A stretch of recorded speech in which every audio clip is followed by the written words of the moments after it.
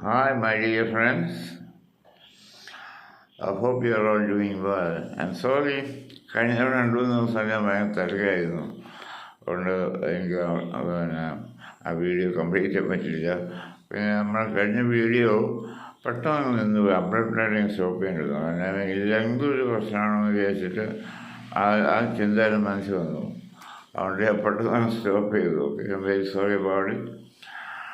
നമ്മളിന്ന് ചർച്ച ചെയ്യാൻ പോകുന്നത് എന്നാൽ നമ്മൾ പറഞ്ഞു വെച്ച കാര്യമാണ്. നമ്മൾ സ്പോക്കൺ ഇംഗ്ലീഷ് നമ്മൾ ഇന്ത്യയിലും കേരളത്തിൽ പ്രത്യേകിച്ച് നമുക്ക് ഞാൻ ഒരു കമ്പാരിസൺ അനാലജി ആയിരുന്നത് ബിരിയാണി വിത്തൗട്ട് മസാല.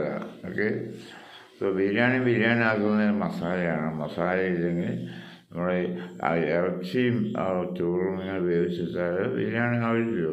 പക്ഷെ നമ്മളെ സംബന്ധിച്ചിടത്തോളം എൻ്റെ അഭിപ്രായത്തിൽ നമ്മൾ ഇംഗ്ലീഷ് സ്പീക്കിംഗ് ഈ ഇറച്ചിയും ചോറും മാത്രം പിന്നെ വേവിച്ച് വെക്കുന്ന ഒരു ബിരിയാണിയാണ് നമ്മളത്. അതുകൊണ്ടാണ് നമ്മൾ സംസാരിക്കുമ്പോൾ സായിപ്പ് സംസാരിക്കുമ്പോൾ നമുക്ക് മനസ്സിലാകും അവർക്ക്. കാരണം സായിപ്പ് നമുക്ക് ബിരിയാണി രൂപത്തിൽ ഇംഗ്ലീഷ് തരുമ്പോൾ നമ്മൾ സായിപ്പിനോട് പറയുന്നത് സ്പൈസസ് ചേർക്കാത്ത ചേരുവ ചേർക്കാത്ത ബിരിയാണിയാണ് നമ്മൾ സായിപ്പിന് കൊടുക്കുന്നത്, അല്ലെങ്കിൽ നമ്മൾ തമ്മിൽ പങ്കിടുന്നത്. ഇതാണ് ആ വലിയ വ്യത്യാസം എനിക്ക് തോന്നുന്നു. അപ്പോൾ ആ മസാല എന്താണെന്ന് അറിയാൻ ബിരിയാണി ഉണ്ടാക്കുന്ന മസാല. ഓക്കെ, അപ്പോൾ ഏത് ഭാഷയിൽ ഈ മസാല ഇല്ലെങ്കിൽ ആ ഭാഷയാവില്ല. എല്ലാവരും ഈ ഡിക്ഷണറി കാണുന്നത് സംസാരിക്കുമ്പോഴായിരിക്കാം എങ്ങനെ ഉണ്ടാവും.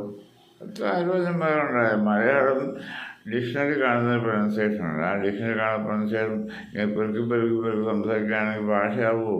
ആവില്ല. ഭാഷയുടെ ആത്മാ കിടക്കുന്നത് എവിടെയാണ്?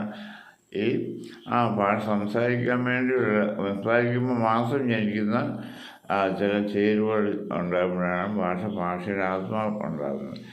പുസ്തകത്തിലെ ആ ഒറ്റ പ്രൊനൗൺസിയേഷൻ മാത്രം എടുത്തിട്ട് പറയാനില്ല, ഭാഷ ആവില്ലല്ലോ.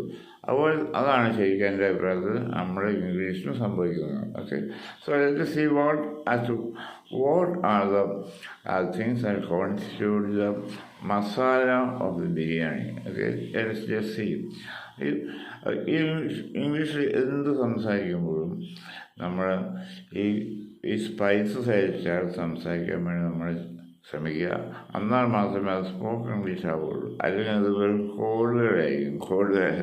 ആ കോഡുകൾ ചേർത്തിട്ട് എന്താ പറയുക, വാക്കുകൾ കമ്പൈൻ ചെയ്ത് പറയുമ്പോൾ നമ്മൾ ശരിക്കും ചെയ്യുന്ന ആ മസാലയെ പറ്റി മറന്നു പോകും. പക്ഷേ അതിനെ സ്പോക്കൺ ഇംഗ്ലീഷ് ആണ് പറയും. നമ്മൾ സ്പോക്കൺ ഇംഗ്ലീഷ് പഠിപ്പിച്ചില്ല, നമ്മൾ ക്ലെയിം ചെയ്യുന്നു. അത് വലിയ ചതിയാണ്. ഓക്കെ, അവിടെ നമുക്ക് masala തേടിപ്പോകാം.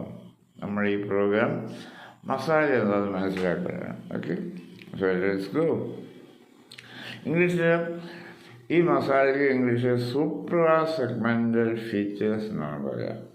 Supra segmental features means the segmentals we superimpose on our words and sentences when we speak it. When we write, it will not be there, but when we speak, it will be there.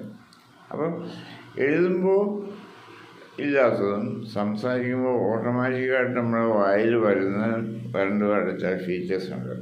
അതിനാണ് എന്താ പറയുക, supra segmental features. Okay, അതൊക്കെയാണെന്ന് നോക്കാം. Word stress, sentence stress, ഇൻറ്റർനേഷൻ, rhythm and tone. ഇതാണ് super segments പറയുന്നത്. Word stress, sentences, ഇൻറ്റർനേഷൻ, rhythm and tone.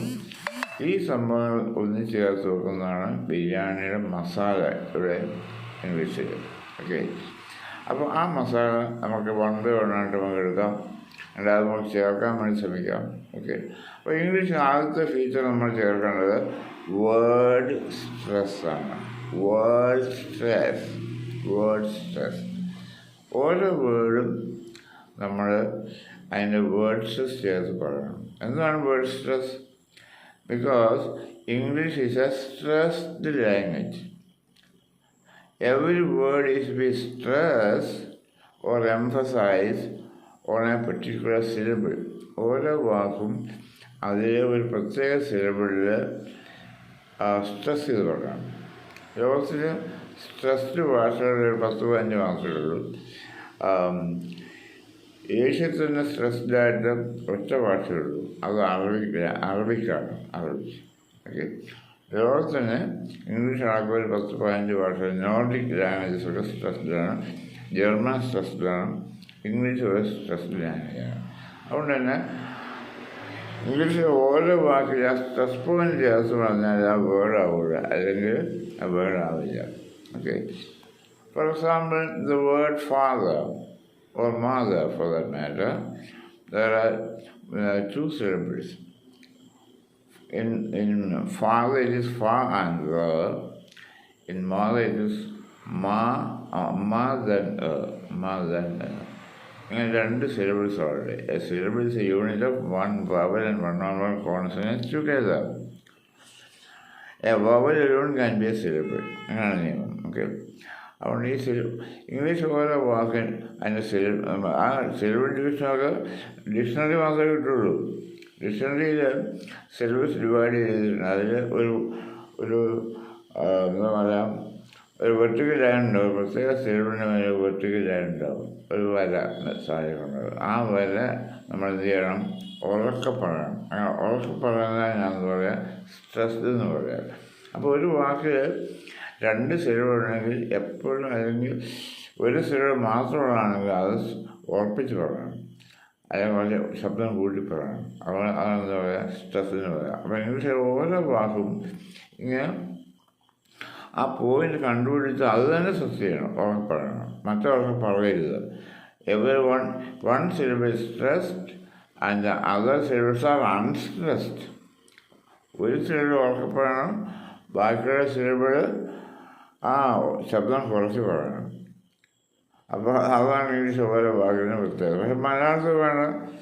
അപ്പോൾ ഇംഗ്ലീഷിൽ ഒരു വാക്ക് pronounce ചെയ്ത് മേലെ താഴേക്കാണ്. ശബ്ദം കൂട്ടി പറയുക, കുറച്ച് പറയുക, അതിലും കുറച്ച് പറയുക, പിന്നെയും കുറച്ച് പറയുക, അങ്ങനെ. അപ്പോൾ ഓരോ സിലബിളിനും ഓരോ ശബ്ദത്തിൻ്റെ ലെവലുണ്ട്, ഉറപ്പിൻ്റെ ലെവലുണ്ട്. മലയാളത്തിൽ ഓരോ വാക്കിലുള്ള ഓരോ സിലബിളും നമുക്ക് പരത്തി പറയാം. സിലബിൾസ് ഒക്കെ ഈക്വൽ എംഫസിസാണ്. സ്ട്രെസ് ഇല്ലാത്ത ഭാഷയാണത്. മലയാളം അടക്കമുള്ള യോഗ ഭാഷ ഒക്കെ അൺസ്ട്രെസ്ഡിലാണ്, സ്ട്രെസ്സിൻ്റെ ആവശ്യമില്ല. പക്ഷേ ഇംഗ്ലീഷ് ഒരു കൊടുക്കുന്ന പറഞ്ഞാൽ അല്ലാത്ത ഇംഗ്ലീഷ് പ്രോബ്ലം ആയിരിക്കുകയാണ്. ആ പ്രോബ്ലത്തിൻ്റെ ആ ഇരട്ടിപ്പായ്പ് എന്ത് ചെയ്യുമ്പോൾ ഇതൊരു സ്ട്രെസ്ഡ് ഭാഷയായിട്ട് കൂടി സംസാരിക്കണം. അപ്പോൾ ഇത് വേർഡ് ഫാദർ ഓർ ഫാദർ എന്നാണ് 2 ശരിയാണ്. അതിന് ഡിക്ഷണറി നോക്കിയാൽ കണ്ടുപിടിക്കുക ഏതാ ശബ്ദം കൂട്ടുന്നത്. 2 ഒരേ പറയുകയാണെങ്കിൽ അതിന് മനസ്സിലായ ഫാദർ എന്ന് പറഞ്ഞാൽ തെറ്റാണ്. പക്ഷെ നമ്മളെല്ലാവരും മലയാളം ശസ്യഭാഷയാണ്. മലയാളം എങ്ങനെ പറയുന്നു അങ്ങനെ തന്നെ നമ്മൾ ഇംഗ്ലീഷും പരത്തി പറയുക. പക്ഷേ ഇംഗ്ലീഷ് പരത്തല്ല പറയണം, മേലെ താഴേക്ക് പറയുന്നുണ്ട്. ഓക്കെ. ശബ്ദം കൂട്ടി അതിൽ കുറച്ച് താഴേക്ക് പറയണം. ഓക്കെ. അപ്പം in the word father there are 2 syllables, father and അത് ഫാദറാണ് സ്ട്രെസ് ചെയ്യേണ്ടത്. അൺസ്ട്രെസ് ആയിരിക്കും, താഴേക്ക് വരണം. 3ാമത് പിക്ചർ ഉണ്ടാവും. അപ്പോൾ ഫാദർ നോട്ട് ഫാദർ. നമ്മളെല്ലാവരും ഫാദർ എന്ന് പറയുക. നമ്മൾ മലയാളം പോലെ തന്നെ ഒരു ഭാഷയാണ് ഇംഗ്ലീഷ്.